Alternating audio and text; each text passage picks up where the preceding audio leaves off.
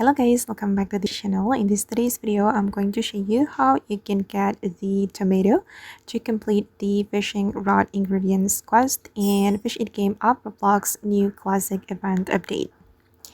Okay, let's get into it guys. So this is a new quest from the latest update, and if we want to complete this quest, we need to hand over a tomato. And if you want to get the tomato, you just need to do fishing, and I'm going to show you the fishing spot that can give you the tomato. So guys, you're going to go to the classic cave. You can go this way to find the classic cave. Okay, right here near the waterfall. Oops, I'm going to go there.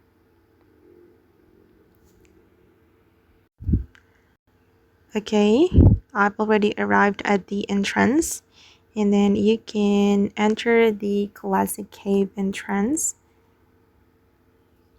Okay, then you just need to fish here guys to get or to catch the tomato. I've already catched the tomato and also all the items but the taco fish. Okay, I'm going to start tomato here.